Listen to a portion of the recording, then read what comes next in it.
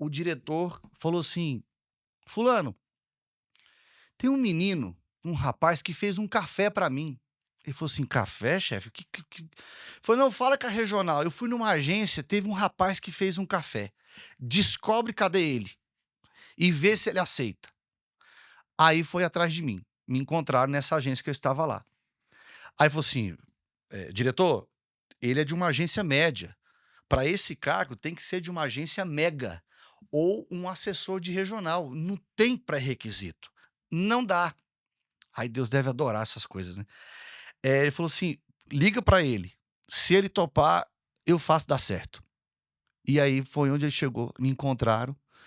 Então, competência técnica e tal, eu não tinha, mas o café, aí, ou seja, né, aí, Pequenas obediências, grandes recompensas, né?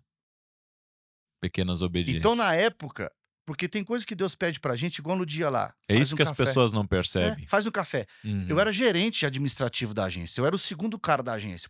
Eu comigo mesmo, com as nossas lutas mentais, e às vezes não é luta mental, a gente tá lutando contra o Espírito Santo. O Espírito Santo tá falando: "Faz o café". E eu falava: "Eu sou gerente, eu não vou fazer café". Cara, foi o café, irmão. Foi a atitude, enfim, aí Deus pega essas coisas e costurou lá na frente. Aí eu costumo dizer assim para algumas pessoas que a gente faz um aconselhamento ou outro, eu falo: "Gente, o que Deus pede para nós, a gente não consegue entender agora. A gente só consegue entender lá na frente". É um clichê, mas é a pura verdade. E aí eu fui um cara, um rapaz novo que não tinha pré-requisitos corporativos e organizacionais, fui para a diretoria do banco. E na diretoria do banco eu aprendi muito, eu amadureci muito, e hoje, isso foi em 2012, fiquei lá 4 anos como executivo.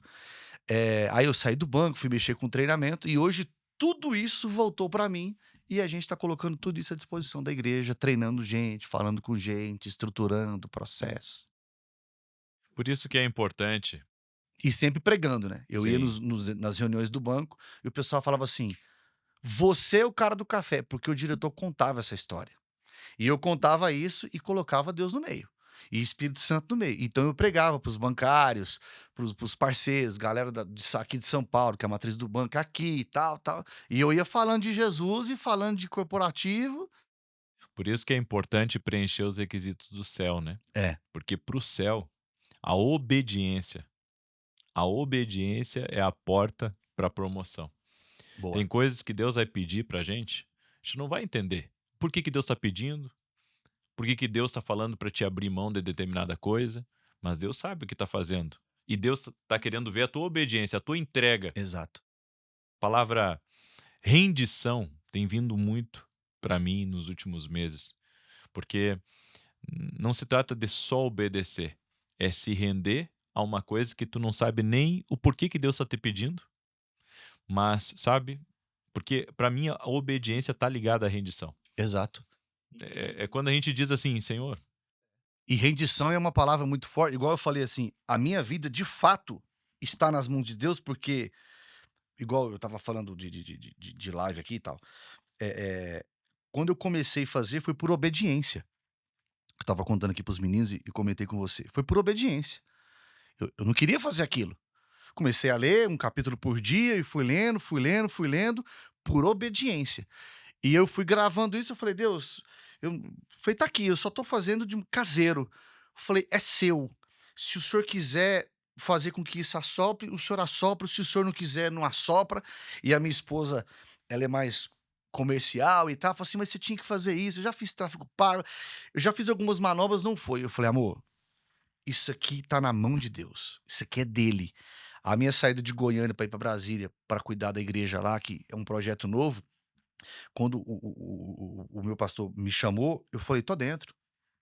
E aí muita gente falaram assim, eu estava nessa outra empresa que você sabe, né, diretor lá e de renome, uma pessoa importante, e voa pra lá, e evento pra cá. Eu falei assim: "Se Deus me chamou pra ir pra Brasília, se for pra eu ser pastor, se for pra eu cuidar do estacionamento, se for pra eu cuidar pra lavar banheiro, carregar cadeira, se Deus apontar", a rendição é isso. A rendição faz com que a gente esqueça o ego, esqueça a vaidade, esqueça patente, esqueça diploma, esqueça qualquer coisa. Fernando, e como é que aconteceu essa transição, né, do secular para a igreja, né? Como tu teve muito tempo aí no meio corporativo, como é que tu entendeu de Deus que havia encerrado o ciclo aí, no meio corporativo e que Deus estava te chamando para um ministério dentro do reino? Isso é uma excelente pergunta, porque eu escuto às vezes pessoas que querem, falam assim: "Nossa, eu quero largar tudo e ser pastor, e fazer tal coisa". Eu falo: "Gente, calma, porque é um processo". Então, quando a gente se rende a Deus e você está conectado em comunhão com Deus, Bíblia, igreja, se alimentando disso, a gente vai deixando de lado algumas coisas, amizades, ambientes, coisas que você assistia, coisas que você ouvia. Você vai mudando sua vida e vai se conectando com Deus e entendendo Ele. Bíblia, igreja, se alimentando. Eu fui vendo os sinais. Então, quando eu fui para a igreja que eu estou hoje, eu fui vendo Deus me direcionando, que quando eu fui para essa igreja e me apresentei lá com o pastor, eu falei assim: olha, eu estou aqui para carregar a cadeira, para fazer o que for preciso. Eu já pregava, eu mexi, não falei nada disso. E ele foi me direcionando. Então eu comecei a pregar mais numa igreja 1.000 pessoas, 800. Comecei a servir, organizar equipes. E eu fui vendo aquela paixão na igreja e trabalhando, aonde pagava as minhas contas. E eu fui vendo Deus melhorando e me desenvolvendo no ministério. E eu falei: opa, Deus está me colocando para pregar mais. Por isso que ele me cobrou a ler mais Bíblia, a estudar mais. Eu comecei a fazer isso, as minhas ministrações melhoraram. E a quantidade de vezes para eu pregar aumentou. E o meu pastor nem sabia que eu estava fazendo live. Nem sabia. Eh, Sinais. Eu costumo dizer assim, profeta, a Bíblia fala, né? Os sinais seguirão os que creem. E eu gosto de dizer, está lá em Acrescentares, né? Capítulo 740. E os que creem seguirão os sinais. Deus vai mostrando pra gente. Com certeza. Então, eu falei, opa, então se esse é o caminho para eu servir mais na igreja, estar pregando, enfim, eu vou me empenhar nisso. E aí acaba que a igreja vai dando esse sinal para você, o seu pastor, o seu líder vai te colocando na linha de frente, você vai sentindo paz, o espírito vai fluindo, as pessoas vão falando. O feedback das pessoas não é para inflar o nosso ego. Eu sempre peguei algum feedback depois que você ministra, de uma live, de um comentário, alguém que fala assim: poxa, essa palavra, Pastor Fernando, quando eu estava vindo para a igreja, eu fiz tal oração e o senhor falou aqui. Eu falo, glória a Deus, isso mostra que eu estou na direção que Deus apontou, porque é tudo dele, por ele, para ele. E aí na empresa, a paixão vai diminuindo. Então nessa última empresa que eu estava, como diretor, eu ia para lá com o olho pegando fogo. E de uns tempos para cá, essa minha chama foi apagando.